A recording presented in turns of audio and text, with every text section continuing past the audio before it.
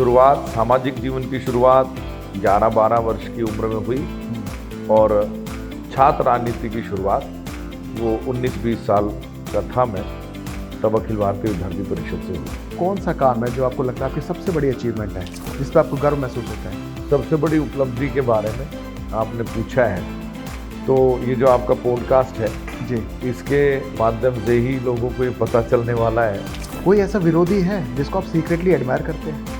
मैं अपना दोस्त भी हूँ खुद का जी। और खुद का विरोधी भी। आरएसएस को बोला जाता है नेता बनाने की फैक्ट्री। नहीं, नेता बनाने की फैक्ट्री नहीं है, नेतृत्व क्षमता विकसित करने का माध्यम जरूर है। आने वाले 10 सालों में गजेंद्र यादव को आप कहाँ देखना चाहते हैं? मैं तो गजेंद्र यादव को अच्छे इंसान के रूप में देखना चाहता हूँ। सीट और पदों से कुछ नहीं होता। वेलकम टू मैजिक पोटली। आज जो पॉडकास्ट में हमारे साथ है वो एक ऐसा इंसान है जिसने अपने राजनीतिक जीवन की शुरुआत छात्र राजनीति से की और आज वो महरौली की पहचान बन चुके हैं, महरौली का चेहरा बन चुके हैं। महरौली के MLA Shri Gajendra Yadav ji. Gajendra ji, welcome to magic Potli. Thank you.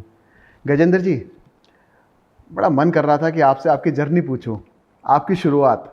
मतलब बहुत कम लोग होते हैं जो छात्र राजनीति स्टार्ट करते हैं और आज महरौली क्या पहचान है।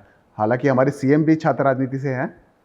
मेरी शुरुआत छात्र राजनीति से नहीं हुई। मैं 12 साल का था और महरौली के नगर निगम स्कूल में पढ़ता था। मेन बाजार नगर निगम स्कूल है महरौली में जी, प्राथमिक स्कूल है। उसमें पढ़ के जस्ट पास होके और एक हमारे यहाँ बहुत महरौली के अंदर आप जाओगे तो आपको पता लगेगा कि जो अच्छे प्रिंसिपल हुए हैं उनके नामों से भी स्कूल को जाना जाता है। बिल्कुल। सरकारी नाम Mehrauli government boys secondary school था जी, लेकिन हमें पता लगता था हमेशा कि त्यागी वाला स्कूल। त्यागी वाला स्कूल। हाँ, वहाँ जाने के बाद पता लगा कि त्यागी यहाँ के प्रिंसिपल हैं। जी। और उन्हीं दिनों में आरएसएस के एक जिला प्रचारक वे हमारे घर आना जाना था जी। उन्होंने मेरी उंगली पकड़ के और पड़ोस की शाखा जो हमारे घर के पीछे हमारे प्लॉट में लगती थी एक तरह से जी, जहाँ भैंस वगैरह बंधी होती थी, उनकी खोर और उनका चारा का दूध निकालने का जो एक उसको हम खरक बोलते थे जी, सामान्य भाषा में प्लॉट समझ आ जाता है तो मैंने प्लॉट बोल दिया जी। तो उस प्लॉट में ही शाखा लगती थी। वहीं पे पहली बार शाखा में मेरा जाना हुआ था। जी। 11 या 12 साल की उम्र रही होगी। वो मेरा पहला कदम था सामाजिक जीवन में प्रवेश का। जी। और वहीं से जब मेरी 12वीं पास हुई और मैं कॉलेज में जाने लगा तब हमारे आरएसएस के जिला कार्यवाह साहब और जिला प्रचारक जी उनसे मैंने जिज्ञासावश पूछा कि मैं कॉलेज जा रहा हूँ तो अब तो मैं शाखा नहीं आ पाऊँगा जी, तो क्या करूँ। हाँ। तब उन्होंने कहा कि कॉलेज में दिल्ली यूनिवर्सिटी में अखिल भारतीय विद्यार्थी परिषद नाम का एक संगठन है। जी। मैंने पूछा कि कैसे मिलेगा वो संगठन। हाँ। उन्होंने कहा आप जाओगे हाँ। तो कोई ना कोई आपको संपर्क कर लेगा और जो समाज में शाखा कर रही है, आरएसएस कर रहा है, कॉलेज विद्यार्थियों के बीच में वो अखिल भारतीय विद्यार्थी परिषद करता है। अच्छा। तो शुरुआत, सामाजिक जीवन की शुरुआत 11-12 वर्ष की उम्र में हुई और छात्र राजनीति की शुरुआत वो 19-20 साल का था मैं, तब अखिल भारतीय विद्यार्थी परिषद से हुई। मैंने आपके जीवन को बड़े करीब से देखा है। जब कोविड था, जब सब लोग अपने घर में बंद थे, डर से बंद थे, आप घर घर जाके लोगों को राशन दे रहे थे, सैनिटाइज कर रहे थे। उस टाइम आपने एक अभियान चलाया था नींद का दान। आप रात को घर पे सोते नहीं थे, देर रात तक आप लोगों के कार्य करते रहते थे। तो इतनी सारा काम करने की प्रेरणा मिलती कहाँ से आपको? मेरा भी हमारे सामान्य दोस्तों की तरह स्कूल की, विश्वविद्यालय की, कॉलेज की सभी पढ़ाई वगैरह हमने अपनी पूरी करी। लेकिन मैं अब इस उम्र में आके और इस उम्र के इस पड़ाव में आके युवा नेता हैं आप, उम्र के पड़ाव में नहीं है आप? अनुभव तो बहुत लंबा हो गया है भारतीय जनता पार्टी में काम करते करते। तो इस पड़ाव पर आके, जीवन के इस पड़ाव पर आके मैं ये थोड़ा सा जब आकलन करता हूँ कि मुझ में और मेरे बाकी जो प्राथमिक स्कूल में साथी पढ़ते थे, मिडिल में पढ़ते थे, सेकेंडरी और सीनियर सेकेंडरी में पढ़ते थे या कॉलेज में भी पढ़ते थे, मुझ में और उनमें अंतर क्या है। तो मुझे समझ में आता है कि जो दैनिक शाखा जाने का जो हमारा नियम 11वीं 12वीं की उम्र में शुरू हुआ, वहाँ जो डिसिप्लिन हमारे को मिला, वहाँ बहुत राहुल जी खेलते खेलते खेल खेल में जो देशभक्ति की भावना मन में प्रज्वलित हो गई, और जो हमारे विद्वान पुरुष हैं, स्वतंत्रता सेनानी थे, जिनके चैप्टर हमें अपने स्कूल और कॉलेज के वो बुक्स में नहीं मिलते थे, ऐसे सब हमारे स्वतंत्रता सेनानी राष्ट्रभक्तों के बारे में बताना, जैसे मदन मोहन ढींगरा जी, उनका नाम पहली बार मैंने शाखा में ही सुना था जी। तो वहाँ जो प्रेरणादायक कहानियाँ सुनाई जाती थी, वो कहीं ना कहीं अनकॉन्शियस माइंड में बैठी। और आज जब मैं भारतीय जनता पार्टी के वाइस प्रेसिडेंट के नाते दिल्ली बीजेपी में काम कर रहा हूँ, तो लगातार काम करने का जो प्रेरणा है वो आज के काम की वजह से नहीं मिलती। वो जो 12 और 11 वर्ष की उम्र में जो शाखा से हमने सीखा, समझा, और शाखा में जो सिखाते हैं वो एक अलग पक्ष है, लेकिन जो हमारे प्रचारक या जो हमारे संघ के अधिकारी हैं, वो जितनी संयमितता तक के साथ, जितने अनुशासन के साथ, जितने संघर्ष के साथ अपने जीवन को चला रहे होते हैं, वो भी एक प्रेरणा हमारे मन मस्तिष्क में आती है, और उसके कारण से नित नए नए विचार भी मन में आते हैं। जो आप नींद का दान कार्यक्रम के बारे में बात कर रहे थे जी, वो नींद का दान कार्यक्रम जिस तरह से किसी को रक्तदान देके उसके जीवन को बचाया जाता है, किसी को अंग दान देके उसके शरीर का वो अंग ठीक किया जाता है, किसी को शिक्षा का दान देके और व्यक्ति को शिक्षित बनाया जाता है, किसी को अन्न दान देकर भूखे की भूख मिटाई जाती है, ऐसे ही मेहरौली में एक आंदोलन शुरू हुआ डेवलपमेंट के लिए। वो आंदोलन उस समय की निगम पार्षद मेरी धर्मपत्नी आदरणीय आरती जी ने शुरू किया जी। उस आंदोलन का, डेवलपमेंट के आंदोलन का नाम था नींद का दान जी। नींद का दान में हम जो भी हमारे मेहरौली की गलियां जो टूट फूट जाती थी, उनको जब बनाते थे तो नींद का दान हम करते थे। और नींद का दान में रात 11-12 बजे से लेके सुबह 6-7-8 बजे तक हम वहाँ उपस्थित रहते थे। अपने जो मोहल्ले, ब्लॉक, सोसाइटी के जो रेजिडेंट्स होते थे, उनके अंदर भी जो शक्ति निगम पार्षद बन के आदरणीय आरती जी को मिली, वो शक्ति का केंद्रीकरण ना हो, उस शक्ति का विकेंद्रीकरण हो। हमारे जो कॉमन मैन हैं, हमारे जो रेजिडेंट्स हैं, हमारे जो वोटर हैं, वो भी अपने मन मस्तिष्क में वो शक्ति, एहसास, वो अनुभूति करें। इसीलिए जब रात में हम नींद का दान में जब सड़क पर खड़े होते थे, चाहे वो कालूराम चौक से लेकर भूलभुलिया तक की सड़क हो, भूलभुलिया से लेकर कैनरा बैंक तक की सड़क हो, कैनरा बैंक से लेकर डेसू रोड की सड़क हो, जो तार कोल की, उसको डेम्स कारपेटिंग कहते हैं, वो जब बनाई गई थी तो 250-300 रेजिडेंट रात को 2:30-3 बजे वो वहाँ पर हमारे साथ खड़े हुए थे।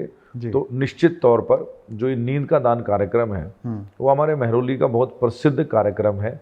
सबको पता है कि अगर कोई डेवलपमेंट का काम हो रहा है और नींद का दान कार्यक्रम चल रहा है, फेसबुक से देखकर ऑटोमेटिक सब अपने अपने घर से निकलकर रात में आते हैं और बहुत अपनेपन का माहौल वहाँ पर होता है। कोई अपने घर से कॉफ़ी बना के लाता है, कोई चाय बना के लाता है, कोई ग्रीन टी, कोई बताता है कि आज मेरी बेटी का जन्मदिन है, हमारे घर में केक कटा था। कोई अम्मा आती है कि गजेंद्र बेटा मैं राजमा चावल लाई हूँ तेरे लिए। हमें बताना पड़ता है 2:30 बजे राजमा चावल कौन खाएगा, लेकिन उनका भाव है, उनका भाव है, वो लाते हैं। तो नींद का दान हमारा वहाँ पर इस प्रकार से होता है। और नींद का दान के एपिसोड लगातार बढ़ते जा रहे हैं जी। आदरणीय आरती जी ने 5 साल तक नींद का दान किया और हम सब सपोर्टिव सिस्टम में उनके साथ खड़े रहे जी। और आज विधायक बनने के 7 महीने बाद मैं आपको बहुत उत्साह के साथ बताना चाहता हूँ कि नींद का दान का प्रचार प्रसार इतना ज़्यादा हुआ है कि कटवारिया सराय में सुनील सनसनवाल नींद का दान कर रहे हैं, हरनाम सनसनवाल नींद का दान कर रहे हैं, सतबीर सनसनवाल नींद का दान कर रहे हैं, करमवीर जी नींद का दान कर रहे हैं जाटा मोहल्ले से, क्योंकि उनके यहाँ जाटा चौपाल बन रही है। हाँ। लाड़ोसराय गांव में देविंदर सेजवाल, सुमेर सेजवाल, राकेश सेजवाल, सन्नी सेजवाल, कविता सेजवाल, मिश्रा जी, शरण जी, ये सब नींद का दान कर रहे हैं क्योंकि उनके यहाँ पर बहुत सारी सड़कें बन रही हैं। साकेत में मोंटी, सुंदर यादव और अरुणा माथुर, राधिका अग्रवाल ये नींद का दान कर रहे हैं क्योंकि वहाँ पर सड़कें बनने लग रही हैं। रजौकरी में रमेश यादव, कपिल यादव, दीपक यादव, अमित यादव, रोहित यादव, देविंदर यादव, सुनील यादव, ये सब नींद का दान कर रहे हैं। 5 वर्षों में जो नींद का दान हुआ था आदरणीय आरती जी के नेतृत्व में, उसके 165 के लगभग एपिसोड बने थे फेसबुक में, आप क्रॉस चेक कर सकते हैं इसको। लेकिन ये जो 7 महीने का हमारा कार्यकाल गया है जी, उसमें हमारे लगभग 200 नींद का दान हो चुके हैं क्योंकि क्षेत्र बढ़ गया है जी, बड़ा हो गया है। किशनगढ़ में भी मनोज महलावत जी, डॉक्टर अशोक मान जी, अजीत डबाज जी, राजेश चाची जो ढाका सरनेम है उनका, एसीपी सुरेंद्र साहब, ये सब नींद का दान कर रहे हैं। सबको पता है कि नींद का दान क्या है। नींद का दान कंटेजियस हो गया है, जो आपको छूता है वो शुरू हो जाता है। अच्छा है, खाली नींद का दान नहीं कर रहे हैं, पिछले 10 सालों से आप मर्दानी उत्सव, करवा चौथ पे हजारों औरतें आके मेहंदी उत्सव होता है जो मेहंदी फ्री में मेहंदी लगवाती है, ये सब आप काम तब से करते आ रहे हैं जब आप किसी पोस्ट पे भी नहीं थे, जब आपके पास कोई पद नहीं था। तो ये सब अकेले कैसे कर लेते हैं? मैं आपको बहुत इंटरेस्टिंग बात बताता हूँ कि मेरे पिताजी आदरणीय स्वर्गीय मोलड़ सिंह जी, उन्होंने जीवन भर दिल्ली पुलिस के एक बहुत ही श्रेष्ठ अधिकारी के रूप में दिल्ली पुलिस में काम किया। जो अंतिम समय था रिटायरमेंट के बाद का जी, उसमें उनको कुछ शारीरिक प्रॉब्लम शुरू हुई। मैं उनके साथ रहता था, बेटा हूँ तो सेवा भी करता था। बिल्कुल। तो उनसे बहुत सारी बातें वो मुझे सीखने समझने का अवसर मिला जी। उसी में वो एक बात कहते थे कि बेटा मैं रिटायरमेंट के बाद मैं बोर हो गया जी, क्योंकि मेरी माता जी का देहांत, वो तो मैं जब बहुत छोटा था 93 में वो स्वर्गलोक सिधार गई थी और पापा रिटायरमेंट के बाद अकेले बोझिल हो जाते थे। तो उन्होंने बात मुझे एक बार कही कि मैं बोर हो जाता हूँ अकेला, यहाँ पर कोई भी सीनियर सिटीजन क्लब मेहरौली में नहीं है। तो मैं ये बात आपको इसलिए बता रहा हूँ, और मेरा ये जो पॉडकास्ट है अभी आप ऑन एयर करेंगे जी, हो सकता है छोटी रील्स के माध्यम से भी सबके पास जाए जी। मेहरौली वाले जानते हैं कि गजेंद्र यादव जो है ना वो सच बोलता है, झूठ कभी मैंने बोला नहीं है, चुनाव में भी नहीं बोला जी। तो 2009 में जी मेहरौली के अंदर सबसे पहला सीनियर सिटीजन का सम्मान करने वाला समारोह जी वो अग्रसेन वाटिका में गजेंद्र यादव ने किया। मेरी माँ के नाम पे जो संस्था है Shanti Devi educational and charitable society जी, उसके बैनर में किया। मेरे वो पहले वरिष्ठ नागरिक सम्मान समारोह, उसमें महिला सशक्तिकरण के लिए महिलाओं को भी सम्मान दिया था। और जो हमारे मेहरौली के उद्यमी हैं स्थानीय जो व्यापारी हैं उनको भी सम्मानित किया था।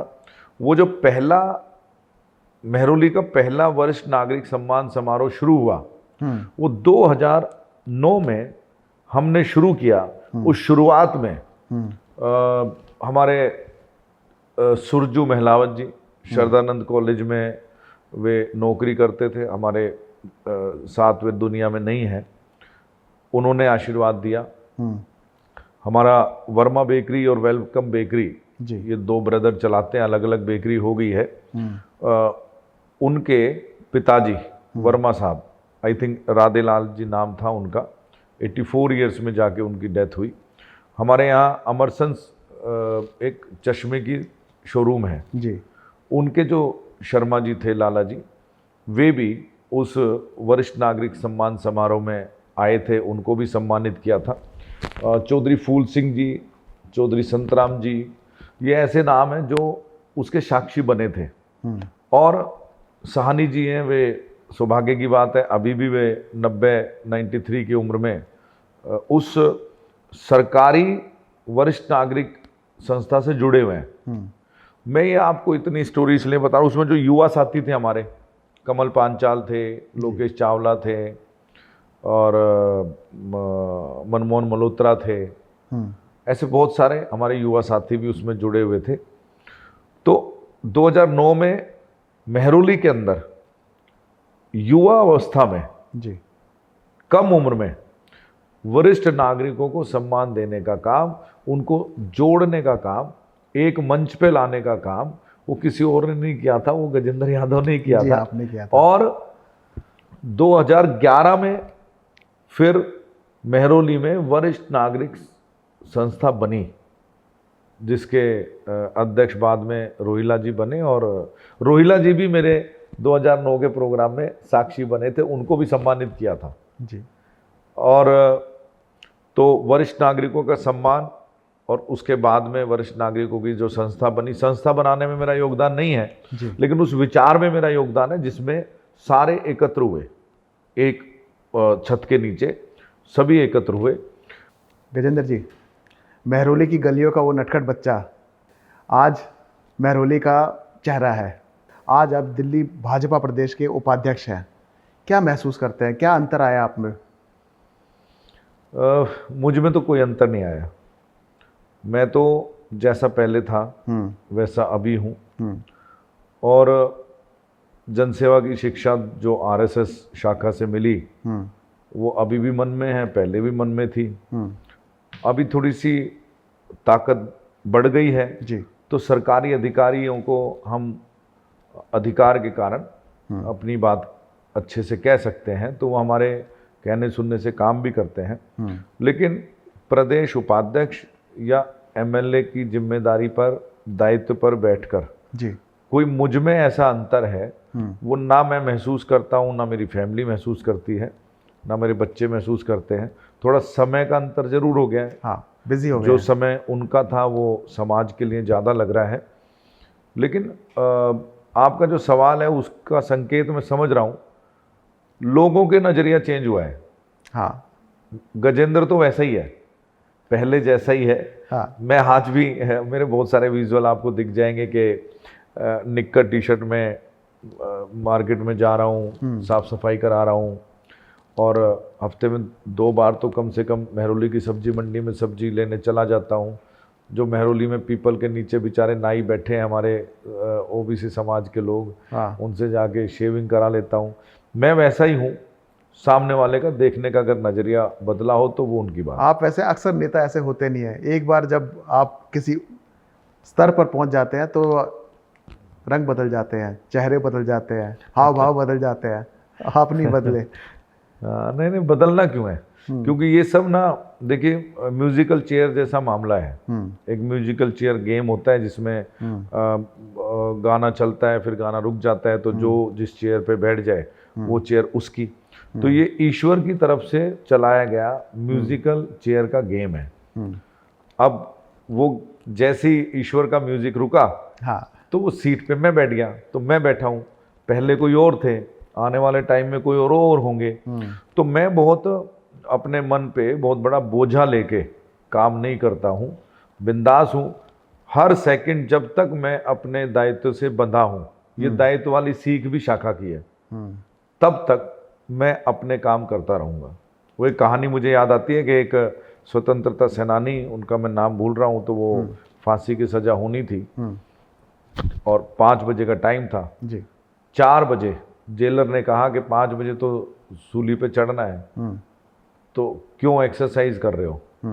तो उन्होंने कहा कि सूली पे चढ़ने से 1 सेकंड पहले तक का भी मेरा वक्त है, तो मैं जैसे चाहूँगा वैसे उस वक्त का उपयोग करूँगा। तो मेरा मानना है कि पहले दिन से, जिस दिन से मैं जिम्मेदारी पे बैठा जी। और ईश्वर जब तक जिम्मेदारी मेरे कंधों पे रखेंगे, एक एक दिन वो मेरा है कि किस तरह से मैं सेवा में लगाऊं, और मैं बहुत मजबूती के साथ अपने क्षेत्र की जनता की सेवा कर रहा हूं। अच्छा गजेंद्र जी, ये बताइए, जब हम शाखा की बात कर रहे थे, जब हम संघ की बात कर रहे थे, तो मन में विचार आता है, संघ क्या बनाता है हमें? हमें हिंदुत्व सिखाता है, हमें कट्टरपंथी की तरफ ले जाता है, हमें नेता बनाता है, या हमें एक अच्छा इंसान बनाता है? मैं लगभग, मेरी अभी की उम्र जो ना 47 साल है, 11 या 12 साल की उम्र में मैं शाखा में गया था। तो एक जो बहुत सारी बातें नेगेटिव लोग चलाते हैं कि शाखा में तो कट्टरपन सिखाते हैं, मुस्लिम का विरोध सिखाते हैं, तो मैं आपको आपके पॉडकास्ट पे बोल रहा हूँ, ये रिकॉर्ड हो रहा है जी। इन लगभग 30-32 सालों में मैं आरएसएस का नागपुर से तृतीय वर्ष शिक्षक स्वयंसेवक हूँ जी। अपने कॉलेज के बाद के जो साल थे, जिसको युवा अवस्था का गोल्डन पीरियड कहते हैं जी। उन दिनों में मैं बीकानेर में संगठन मंत्री पूर्णकालिक विद्यार्थी परिषद का काम भी देखता था जी। मैं आपको ये उदाहरण इसलिए दे रहा हूँ कि शुद्ध रूप से संघ के संस्कार से मैं यहाँ तक बढ़ा हूँ जी। और इन 30-32 सालों में एक बार भी किसी भी शाखा में जी। या किसी मिलन में जी। या किसी बैठक में जी। विशेष तौर पर जो मुस्लिम धर्म है, जी। क्रिश्चियन है, जी। उनके बारे में एक भी टिप्पणी जी। मेरे सामने कभी भी आई नहीं। मेरी जो छोटी सी समझ है उसमें मैं ये समझता हूँ संघ में काम करते करते कि संघ का काम व्यक्ति निर्माण का है जी। वो व्यक्ति किसी भी धर्म जाति संप्रदाय का हो। और व्यक्ति निर्माण क्यों? क्योंकि हम राष्ट्र का पुनर्निर्माण कर सके। इसलिए व्यक्ति अच्छा होगा तो परिवार अच्छा होगा, परिवार अच्छा होगा तो समाज अच्छा होगा, समाज अच्छा होगा तो राज्य अच्छा होगा, राज्य अच्छा होगा तो राष्ट्र अच्छा होगा। बिल्कुल। इस कल्पना के साथ कल्पना शब्द है इसलिए उपयोग कर रहा हूं, लेकिन ये कल्पना आज से 100 साल पहले डॉक्टर साहब हेडगेवार साहब ने ये कल्पना करी होगी। वो कल्पना आज के समय में साकार हुई है। 100 वर्षों से संघ व्यक्ति निर्माण के काम में लगा हुआ है और राष्ट्र निर्माण के काम में लगा हुआ है। ऐसा श्रेष्ठ संगठन मुझे लगता है कि इस धरती पे कोई दूसरा नहीं है जो स्वयंसेवक खुद को तिल तिल जला के और केवल राष्ट्र की, भारत माता की पूजा करते हैं और भारत माता के लिए अपना पूरा जीवन लगा देते हैं।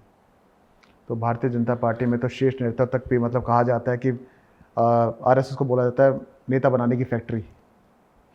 नहीं, नेता बनाने की फैक्ट्री नहीं है। नेतृत्व क्षमता विकसित करने का माध्यम जरूर है शाखा जी।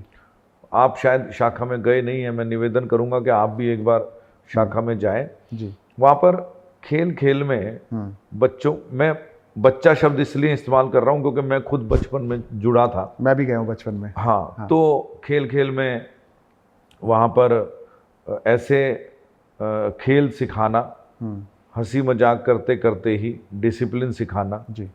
और बहुत सामान्य शब्दावली का प्रयोग करके जी। और इन कार्यक्रमों में समयबद्ध तरीके से कैसे कार्यक्रम हो, वो एक ऐसा वातावरण होता है शाखा का जिसमें जाते जाते जो हमारा बाल स्वयंसेवक होता है वो जब तरुण होता है, तरुण स्वयंसेवक बनता है, जब तक उसके अंदर बहुत सारे गुण विद्यमान हो जाते हैं जो फिर पूरा अपने, मुझे लगता है कि अंतिम पड़ाव तक वे गुण उनके भीतर चलते हैं। तो राजनीति में आने की कोई खास प्रेरणा थी आपकी? देखिए कि हम जो स्वामी विवेकानंद जी हैं जी, और भगत सिंह हैं, चंद्रशेखर आज़ाद हैं जी, उन सबको पढ़ते पढ़ते, क्योंकि शाखा में ना छोटी छोटी पुस्तिकाएं मिलती थी जी, पतली पतली, और कॉलेज में गए तो लाइब्रेरी में भी फिर उनको ढूंढते थे जाके। तो प्रेरणाएं तो उन महापुरुषों से मिलती हैं। प्रेरणा डॉक्टर हेडगेवार साहब के जीवन से मिलती है कि कैसे वो डॉक्टर होने के बावजूद भी देश को बहुत, हमारा देश वो नंबर 1 स्थान पर कैसे पहुँचे और कैसे व्यक्ति निर्माण के माध्यम से देश को आगे बढ़ाया जाए, उसकी कल्पना उन्होंने करी। गुरुजी गोलवलकर साहब से प्रेरणा मिलती है कि कैसे संघ का जो जीवन है उसको उन्होंने जिया, लेकिन जो संत की शैली थी उनकी, वो संत की शैली को उन्होंने कभी छोड़ा नहीं। आप हमारे जो संस्थापक हैं डॉक्टर हेडगेवार साहब, वो डॉक्टर थे, और गुरुजी जो चित्र में बड़ी सी दाढ़ी होती है वो गुरुजी हैं, ऐनक पहनी हुई है। तो इन दोनों ने ही अपने जीवन को बहुत तपाया और उनके तप से आज संघ इतना बड़ा हुआ है। तो संघ का बहुत छोटा हिस्सा आरएसएस के एक बहुत कम कार्यकर्ता, प्रचारक जिनको हम कहते हैं, वो भारतीय जनता पार्टी में काम करते हैं। और यदि आप संघ को बड़े रूप में आप देखेंगे तो करीब करीब 50 से 52 और संगठन ऐसे हैं जिनमें संघ के कार्यकर्ता, संघ के प्रचारक वो उन संगठनों में काम कर रहे हैं। वो छोटा हिस्सा है जो भारतीय जनता पार्टी में है। तो संघ नेता बनाने की फैक्ट्री है, वो तो नेगेटिव लोगों ने कुछ ऐसा वाक्य दे दिया गया होगा, लेकिन ईमानदारी से मैं कहूँ तो संघ जो है व्यक्ति निर्माण की फैक्ट्री है जी, और व्यक्ति निर्माण करता है। राजनीति और परिवार दो अलग अलग चीज़ें होती हैं। आप महरौली से विधायक हैं, ठीक है, दिल्ली प्रदेश के उपाध्यक्ष हैं, लेकिन साथ में आप एक पति भी हैं और 2 बच्चों के पिता भी हैं। ये संतुलन कैसे बैठाते हैं आप? मैं फिर से शाखा की बात करूंगा जी, कि जो समय पालन है, डिसिप्लिन है, वो कम से कम मुझे तो शाखा ने सिखाया है जी, और परिवार में, काम में और हॉबीज़ में सामंजस्य करना, वो मुझे समय पालन की वजह से आया है। और अभी तो मेरे बच्चे भी बड़े हैं, मेरा बेटा कॉलेज में जाता है, बेटी 10वीं क्लास में पढ़ती है जी, मुझे एक सहायता ये भी मिलती है कि मेरी जो पत्नी है आदरणीय आरती जी, जी, वे भी निगम पार्षद रही हैं। बिल्कुल, उनको बहुत नज़दीक से पता है कि निगम पार्षद होने पे वो कितनी व्यस्त रहती थी जी, और उनके क्या क्या काम होते थे, कितने इम्पोर्टेंट काम होते थे महरौली के विकास के लिए, कितनी इम्पोर्टेंट मीटिंग होती थी जी, और वो एक 5 साल का समय हमारे बच्चों ने भी देखा है। तो कुछ उन्होंने एडजस्ट कर लिया, कुछ मैंने एडजस्ट कर लिया, हंसते खेलते हमारा संतुलन बन गया। परिवार भी ठीक से चल रहा है हाँ, और हमारी जिम्मेदारी भी ठीक से चल रही है। आपको क्या लगता है कि आपको कौन सा काम है जो आपको लगता है आपकी सबसे बड़ी अचीवमेंट है? इतने सारे आप काम करते हैं, कई कामों को मैं ही बता रहा हूँ, लेकिन सबसे बड़ी अचीवमेंट आपको क्या लगता है कि हाँ ये मैंने किया है, जिस पे आपको गर्व महसूस होता है? सबसे बड़ी उपलब्धि के बारे में आपने पूछा है, तो ये जो आपका पॉडकास्ट है जी, इसके माध्यम से ही लोगों को ये पता चलने वाला है। हाँ, क्योंकि मैं बहुत ज़्यादा अपने बारे में बखान वगैरह नहीं करता हूँ। तो मेरे जीवन की सबसे बड़ी उपलब्धि है कि कोई भी किसी भी, आजकल व्हाट्सएप ग्रुप वगैरह बने हुए हैं, सोशल मीडिया पे फेसबुक बने हुए हैं, किसी भी अनजान का भी अगर मैसेज आता है कि हमें खून की ज़रूरत है जी, तो मैं चुपचाप वहाँ जाके जी, और 6 महीने में एक बार जी, और वहाँ पर उनको रक्तदान करके आता हूँ। और ये जो रक्तदान का सिलसिला है वो मेरे पिताजी जब बीमार थे, जी, जब उनको किडनी की प्रॉब्लम थी, तभी से ये रक्तदान का सिलसिला और तेज़ी से शुरू हुआ, क्योंकि मैंने उस समय में अस्पताल में बैठे हुए ये बातें महसूस करी कि एक आदमी जो किसी पोस्ट पर नहीं है, जी, उसके पास पैसा भी नहीं है, उसके पास साधन भी नहीं है, जी, वो भी अगर किसी की मदद करना चाहे, आप खाना डोनेट करते हैं तो आपको पैसा चाहिए, जी, आप किसी को लिफ्ट देते हैं तो आपको गाड़ी या स्कूटर चाहिए, जी, आप किसी को ट्यूशन पढ़ाते हैं मुफ्त में तो आपको शिक्षित होना चाहिए, आप किसी का केस लड़ने जा रहे हैं तो आपको एडवोकेट होना चाहिए। मैंने ये महसूस किया कि रक्तदान एक ऐसा काम है जिसमें आपको कुछ नहीं चाहिए, सिर्फ अपना स्वस्थ शरीर चाहिए। जी, तो मेरे पास भगवान ने स्वस्थ शरीर दिया और रक्त चूंकि बनाया नहीं जा सकता, तो मैं ये प्रैक्टिस कॉलेज में मैं रेगुलर डोनर था, लेकिन शिथिलता थी। पापा की बीमारी को देखने के बाद फिर मैं रेगुलर, और जिन संदेशों को लोग पढ़ते नहीं स्क्रॉल कर देते हैं, ऐसे संदेश भी जब मेरे व्हाट्सएप पे आते हैं, वो किसी भी ग्रुप में आया हो, मुझे उससे कोई मतलब नहीं होता, लेकिन अगर मेरा 6 महीना पूरा हुआ है रक्त दिए हुए, तो मैं चुपचाप जाके उनको रक्त दे के आता हूँ, सीधा फ़ोन करता हूँ, मैं गजेंद्र बोल रहा हूँ जी, आपका मैसेज था, मेरा ओ पॉजिटिव ब्लड है, ब्लड ग्रुप है, और आपको ए बी पॉजिटिव चाहिए, क्या मेरा चलेगा? वो यस करते हैं तो मैं वहाँ पहुँच जाता हूँ। सबसे बड़ी उपलब्धि मेरे जीवन खाली आप अकेले नहीं दे रहे, टाइम टाइम पे रक्तदान शिविर भी मैंने बहुत देखे आपके। हाँ, वो क्योंकि देखिए जो ब्लड डोनेशन है उससे हम किसी की ज़िंदगी बचा सकते हैं। ब्लड बहाना बहुत आसान है, पब में, क्लब में, रोड रेज में तरह तरह से ब्लड बहाया जाता है जी, लेकिन दान देना, खाना खराब करना बहुत आसान है। रेस्टोरेंट पे गए और ऑर्डर बड़ा दे दिया तो खाना छूटा रह गया, खाना बर्बाद हो रहा है। खाना जो है ना वो केवल हमारा नहीं होता, वो जो हमारे पास एक थाली पहुंचती है उसके लिए कम से कम 5,000 आदमी लगते हैं एक थाली पहुंचाने में जी। तो ये कोई भी चीज़ बर्बाद करना वो आसान काम है, उसको दान देना जी, किसी को भोजन दान देना है तो बहुत सोचता है आदमी जी, कि मैं इसको 1 महीने का सूखा राशन दान दे रहा हूँ, क्या फ़ायदा होगा, क्या नुकसान होगा, लेकिन बहाने में मिनट लगते हैं। तो मेरा जो सबसे बड़ी उपलब्धि मुझे लगती है अपने जीवन की, वो रक्तदान करना है।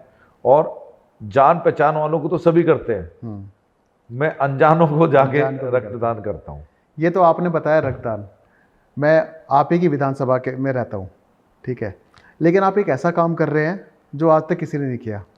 महरौली हमारी ऐतिहासिक नगरी है, कदम कदम पे इतिहास छुपा हुआ है, ठीक है, उसमें बहुत ऐसी कुछ कुएं हैं ऐसे जो मर चुके थे, उसको मरना बोल रहे हैं या उसको ख़त्म हो चुके थे, आप उनका जीर्णोद्धार कर रहे हैं जो आज तक किसी ने नहीं करा। ये अनोखा काम आपने कहाँ से शुरू किया? देखिए राहुल जी, मैं इसकी एक तुलना परिवार से करता हूँ। आजकल वृद्ध आश्रम बहुत खुल रहे हैं जी, और जो वृद्ध कौन होता है परिवार में, जो परिवार का मुखिया होता है, 17, 18, 19, 20 साल की उम्र से वो कमाना शुरू करता है, शादी ब्याह होती है, फिर उसके बच्चे होते हैं, फिर बच्चों के बच्चे होते हैं, रिटायरमेंट होती है, वो वृद्ध हो जाता है जी। तो जिस प्रकार से वृद्ध आश्रम बढ़ते जा रहे हैं देश में, वो वृद्ध आश्रमों में कौन जा रहे हैं? जिन वृद्धों ने घर में रहने वाले पोता पोती नाती, पुत्र वधू और पुत्र, इनको पाल पोस के बड़ा किया है जी। ठीक ऐसा ही हमारे दिल्ली में कुओं के साथ हुआ। आज से 30-35 साल पहले नलके थे नहीं जी कुएं थे जी और कुएं वो हमारे जीवनदायिनी होते थे। जी उन कुओं के पानी से मैं 47 साल की उम्र में बता रहा हूँ कि हमने भी कुएं का पानी देखा है। बिल्कुल हमने भी तो देखा है। उन कुएं के पानी से हमारे पूरे गांव चलते थे। जी उन कुएं के पानी से हमारे मोहल्ले चलते थे, परिवारों में कुओं का पानी जाता था। आजकल तो बहुत सुविधा है कि मोटर से भी पानी निकल जाता है, लेकिन उस समय बाल्टी और रस्सी या जो पनघट घी और डालडा घी के जो 15 लीटर के डब्बे आते थे, उनको डाल के माताएं बहनें परिवार के लोग वो खींचते थे। जी तो मैं विधायक बनने के बाद मुझे लगा कि मेहरौली विधानसभा के अंदर बहुत सारे कुएं हैं। जिस तरह से रक्तदान करना एक पुण्य है, उसी तरह से जल का दान करना भी एक पुण्य है। जी वाटर बॉडीज को रिवाइव करना भी एक पुण्य है। जी ऐसा मैंने सुना है कि बहुत बड़े बड़े जो सेठ होते थे जी आज से 150 साल पहले, वे सेठ वे बावड़ी और कुआं हाँ या जोहड़ उसको बनाते थे। गांव के गांव जाते थे और अपने मंदिर के पास में जो जोहड़ होता था उसकी माटी छांटते थे और उसको बनाते थे। तो मेरे मन में भी ऐसी बात थी कि इन कुओं ने मेहरौली के परिवारों को जीवन दिया है और आज उन कुओं में 2-2, 3-3 बिल्डिंग का मलबा पड़ा हुआ है। मेहरौली के पार्षद इस तरह के रहे पहले जिन्होंने सफाई पर ध्यान नहीं दिया, तो उन कुओं में कूड़ा पड़ा हुआ है। तो हमने प्रण किया कि हम ये कुओं का सौंदर्यकरण और कुओं का जीर्णोद्धार करेंगे, फिर से कुओं से पानी निकालेंगे। मुझे बताते हुए बहुत खुशी हो रही है कि हमने मेहरौली में 8 कुएं डेवलप कर दिए हैं। एक रजोकरी गांव में डेवलप कर दिया है, एक लाडोसराय गांव में डेवलप कर दिया है। टोटल 10 कुएं हमारे तैयार हो गए हैं और अगले 10 कुएं तैयार होने की सूची हमारे पास आ गई है। हमारी टीम उसमें लग गई है। कुआं प्रबंधन समिति के नाम से हमने एक समिति बनाई है, क्योंकि मुझे लग रहा था कि जैसे ही मेहरौली विधानसभा में कुएं बनेंगे, उनका जीर्णोद्धार सौंदर्यकरण होगा, तो हमारे पास बाहर से भी डिमांड आनी शुरू हो जाएगी कि हमारा भी कर दीजिए। अभी तो हमारे एमपी साहब ने भी आपसे एक रिक्वेस्ट की है। हाँ, हमारे जो दक्षिण दिल्ली लोकसभा के सांसद हैं आदरणीय रामवीर सिंह विदुड़ी जी, हाँ वो बहुत भले मन के व्यक्ति हैं जी और अपनों से छोटी उम्र के साथियों को भी बहुत सम्मान देते हैं जी। उनका राजनीतिक जीवन लगभग 57 वर्ष का है जी, यानी मेरी उम्र से 10 साल और ज़्यादा बड़ा जी। और उसके बावजूद भी वो बहुत सम्मान देते हैं। और एक मंच पर आदरणीय रामवीर सिंह विदुड़ी जी ने ये मुझे आदेश दिया, आप ही के मंच पर मेहंदी उत्सव करवा चौथ पे, हाँ मेहंदी उत्सव करवा चौथ के मंच पर, हाँ उन्होंने मुझे ये आदेश दिया कि उनके गांव में भी 2 कुएं हैं जी, उन कुओं का जीर्णोद्धार वो हम करें। और मैंने तत्काल प्रभाव से जैसे ही उनके श्रीमुख से ये आदेश मिला जी, तो वो इतने सम्मानीय नेता हैं हमारे जी, कि बिना देर लगाए मैंने अपनी टीम के आदरणीय कुलदीप मलिक जी को तुगलकाबाद भेजा है। वो चेक करके सारी चीज़ें बताएंगे, फिर उसके बाद हम उस पर आगे बढ़ेंगे। यही होता है एक राजनेता जब अपना बचपन नहीं भूलता ना, जब वो नेता बन जाता है अपने बचपन की यादें रहती है। आपकी यादें उन कुएं से जुड़ी हुई थी, तो आपने उनका जीर्णोद्धार किया, उनको सौंदर्यीकरण किया। बहुत अच्छा लगता है देख के कि कोई नेता आज के टाइम में भी ऐसा काम कर रहा है। देखिए और बहुत सारे अच्छे काम हैं कि बड़े बड़े मॉल्स में ख़रीदारी करने बहुत लोग जाते हैं जी, और वो बताते हैं कि वहाँ पे कार पार्क करने को मिलेगा, हाँ वहाँ पर मॉल में एसी चल रहे होंगे जी, लेकिन मैं स्वदेशी और अपने आसपास के जो व्यापारी हैं जी, उनका मैं निशुल्क ब्रांड एम्बेसडर भी हूँ। जो भी मुझे मंच मिलता है जी, मैं अपने धार्मिक और ऐतिहासिक नगरी मेहरौली के व्यापारियों की प्रशंसा, उनके काम का प्रचार करना नहीं भूलता हूँ जी, तो जैसे अभी ये फेस्टिवल सीज़न चल रहा है जी, तो इसमें भी मैं लगातार ये कहता हूँ कि आप अपने घर के पास जी, जो मिठाई लेनी है तो सियाराम, पंडित सियाराम स्वीट्स से मिठाई ले लो, अग्रवाल स्वीट्स है उसी के सामने, उनसे ले लो। दूध वाली गली में हमारे यहाँ बहुत सारी मिठाई की दुकानें हैं। छोटी सब्जी मंडी में कालरा फ्लोर मिल है, वहाँ से आटा बहुत अच्छा मिलता है, अच्छा साफ़ सुथरा मिलता है। वहाँ पर कालरा का कोलू भी है। हमारे अनाज मंडी में वहाँ पर भी कोलू भी है, वहाँ पर अनाज भी मिलता है, और प्रजापत मोहल्ले में दिए भी मिलते हैं। सब तरह की जो चीज़ें हैं वो हमारे यहाँ पर हैं। अंधेरिया मोड़ हमारे विधानसभा का हिस्सा है। बोनी सरदार साहब, उनके यहाँ गाय का घी, भैंस का घी, दूध, दही, उनके अपने घर में निर्मित मिठाइयाँ वो बहुत अच्छी अच्छी मिलती हैं। लस्सी बहुत अच्छी मिलती है। तो मेरा कहना होता है अपने क्षेत्र के लोगों से कि आप अपने आसपास का जो सामान है वही खरीदिए। हमारी दिवाली अच्छी मने, हमारे अपनों की दिवाली भी अच्छी मने। जैसे हमारे यहाँ बर्तन की दुकान है, रामोतार बनिया बर्तन वाले, बहुत फेमस है, उनके यहाँ बर्तनों का भंडार है। ऐसे बहुत सारी हमारे स्वदेशी की जो ज़रूरतें का सामान है स्वदेशी का, वो सब भी मेहरौली में मिलता है। मैं मेहरौली का लगातार प्रचार प्रसार भी करता रहता हूँ, और निश्चित तौर पर हमारी जो मेहरौली है वो जगह जगह इतिहास को दबाए हुए है। इतिहास के पन्ने मेहरौली की धरती के नीचे है। जैसे माँ योगमाया जी का मंदिर, माँ योगमाया जी भगवान कृष्णा की सुप्रीम और सीक्रेट पावर है, उनकी सिस्टर है जी। बाबा बंदा सिंह बहादुर, उनका जो शहीदी गुरुद्वारा है वो वहाँ पर है जी। जैन धर्म के दादा बाड़ी के नाम से जो विख्यात है, तो दादा बाड़ी मंदिर वहाँ पर है। सिद्ध बाबा लटूरिया जी का मंदिर वहाँ पर है। तो इस तरह से मेहरौली बहुत ऐतिहासिक और धार्मिक नगरी है, और मेहरौली में हम लगातार इस तरह का कोई ना कोई प्रचार चलाते रहते हैं, जिससे कि हमारे मेहरौली के व्यापारी और जो 36 बिरादरियाँ हैं उनको लाभ हो, और साथ ही साथ हमारे स्वदेश की जो कल्पना है, जिसके कारण से संघ की तरफ से स्वदेशी जागरण मंच एक पूरा संगठन बना हुआ है। तो स्वदेशी जागरण मंच भी जो स्वदेशी का जो आंदोलन तैयार करके चल रहे हैं, वो भी हमारे यहाँ पर पूरे तरीके से हर जगह से अच्छे से वो नीचे तक, ग्राउंड लेवल तक स्वदेशी की जो विचारधारा है वो भी मनों में आ जाए, उसका भी प्रयास लगातार करते हैं।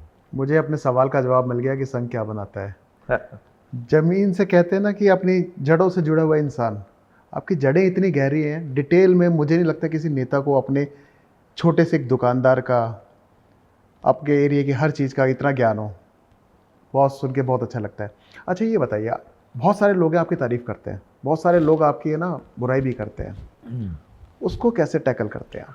देखिए मैंने अभी भी चुनाव लड़ा जी।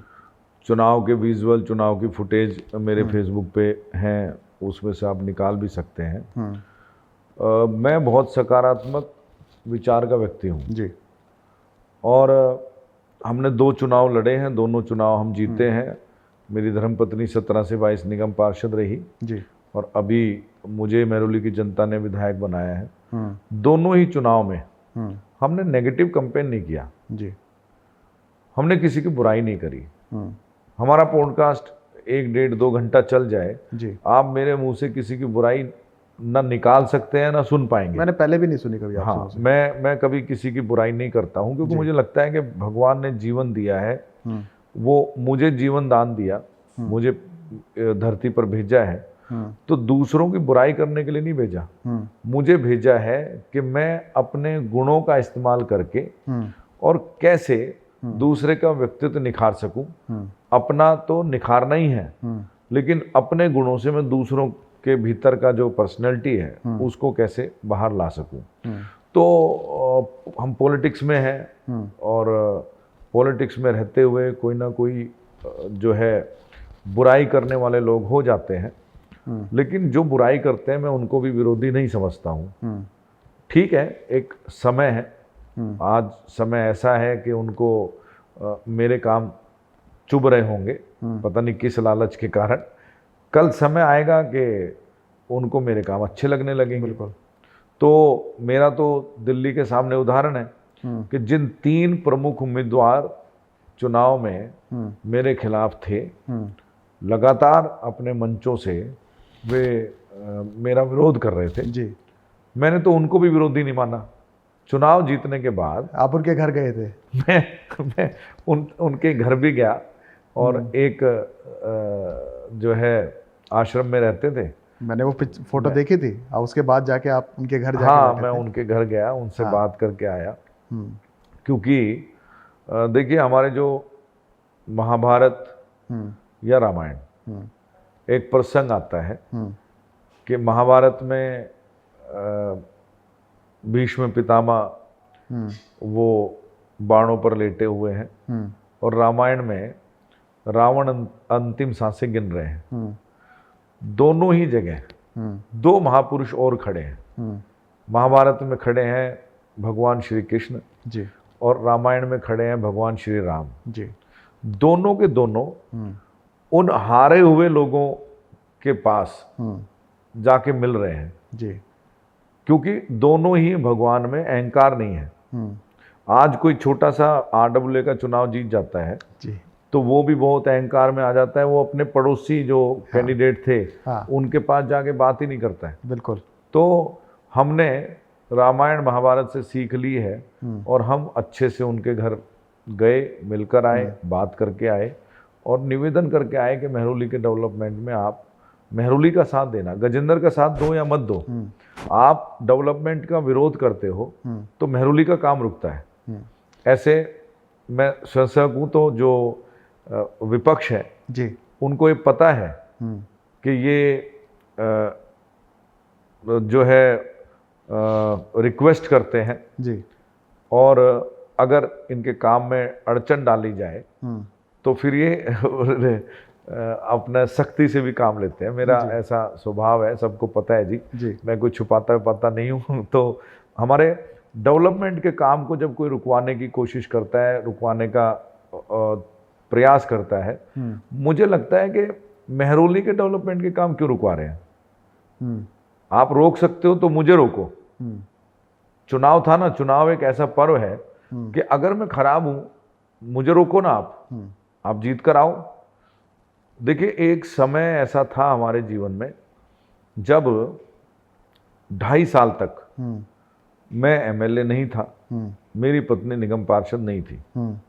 उस 2.5 साल में भी हमने विपक्ष में रहते हुए बिना किसी का विरोध किए हमने कुतुब मीनार के सामने जो सीमेंटेड हजारों हजार किलो के जो बैरिकेड लगा दिए थे, वो हमने हटवाए।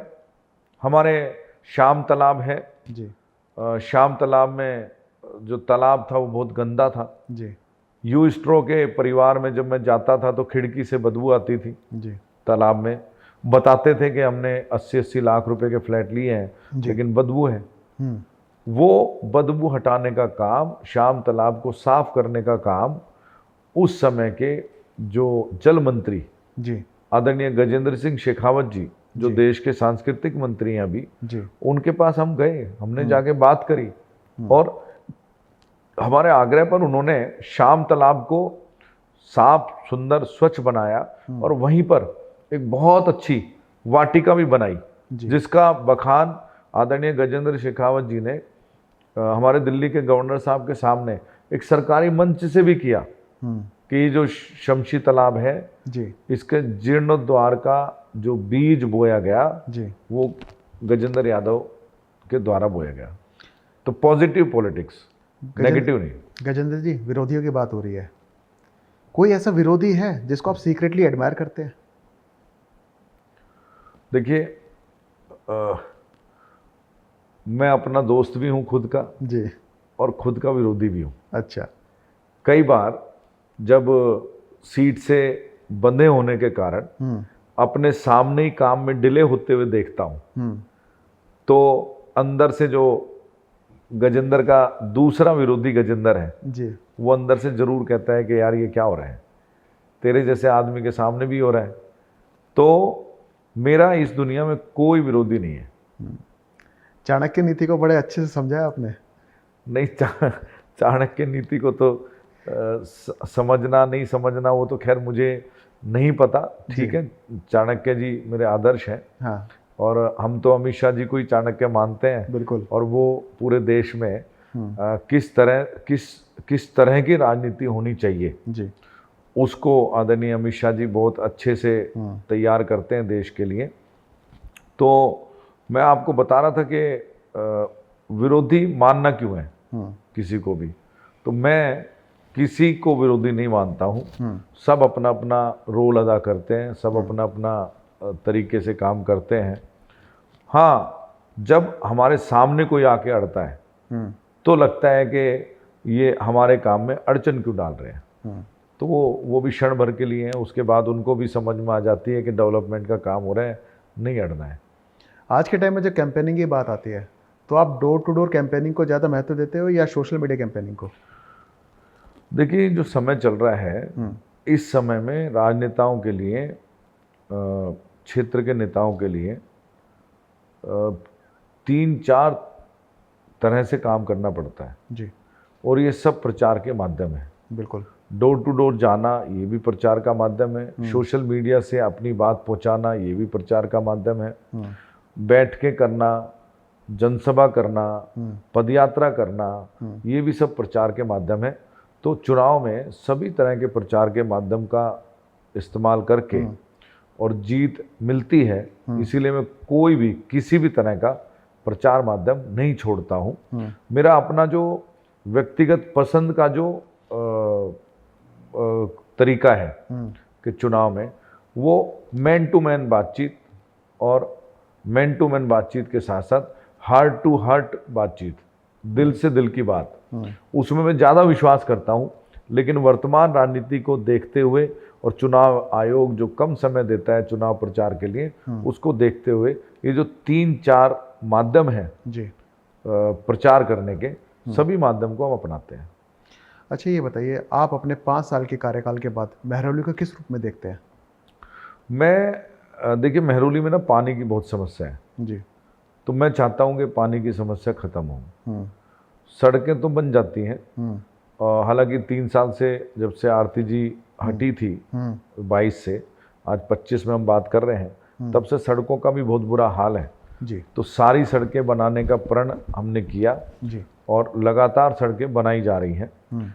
महरौली ऊंचाई पर है तो ऊंचाई पर पानी आना वो थोड़ा मुश्किल होता है जी, मेरा प्रयास है कि मैं इन 5 वर्षों में लगभग 70-75% पानी की समस्या को सुलझा पाऊँ। जी, और ये बात मैं सामान्यतः लोगों के बीच में कहता हूँ कि 100% तो कोई भी नहीं कर सकता कुछ।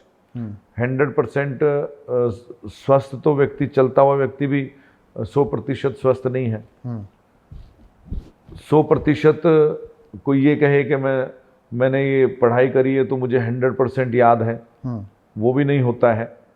तो 100% नहीं, लेकिन 70-75% मैं प्रयास कर रहा हूँ कि हमारे जो महरौली विधानसभा है उसके कुछ हिस्से हैं जिनमें पानी की ज़्यादा समस्या है, उसमें से महरौली एक वार्ड है जिसमें पानी की ज़्यादा समस्या है, उसको ठीक किया जाए। छोटे शब्दों में आप बताना, राजनीति सेवा या शक्ति? नहीं, राजनीति तो निश्चित तौर पर सेवा है। हमारे जो बिना शक्ति की सेवा कैसे? देखिए, मैंने आपको रक्तदान का उदाहरण दिया था कि कोई शक्ति नहीं चाहिए आपको सेवा करने के लिए जी, और मैंने वो काफ़ी विस्तृत उदाहरण दिया था आपको। मैं आपको बताऊं कि हमारे जो प्रधानमंत्री हैं आदरणीय नरेंद्र मोदी जी, वो प्रधानमंत्री अपने आप को, पब्लिक उनको प्रधानमंत्री कहे, प्रधान सेवक, वो नहीं उसको स्वीकार करते हैं। प्रधान सेवक के रूप में वो काम करते हैं।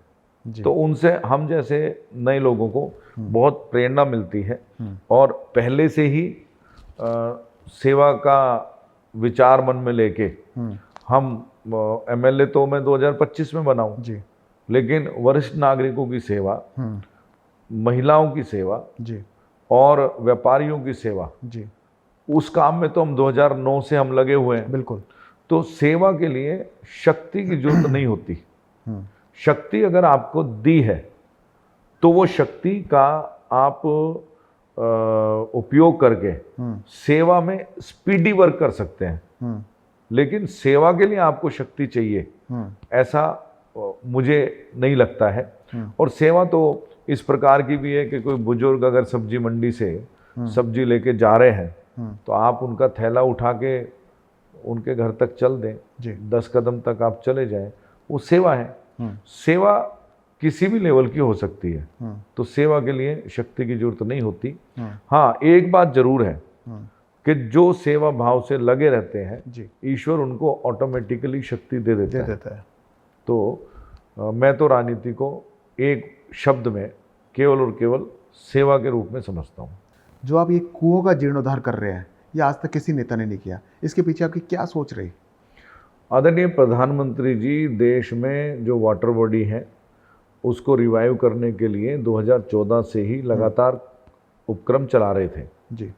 और जब मुझे अवसर मिला विधायक के रूप में काम करने का तो सबसे पहले मैंने अपने मेहरौली विधानसभा के कुएं और जोहड़ इनको चुना, जिसमें कि कुओं का काम हमने पहले स्टार्ट किया और अभी 10 कुएं हमारे बनकर तैयार है।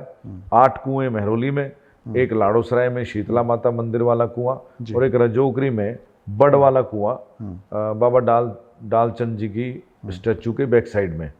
इन सभी के उद्घाटन हो चुके हैं और ये बहुत सुंदर बन गए हैं।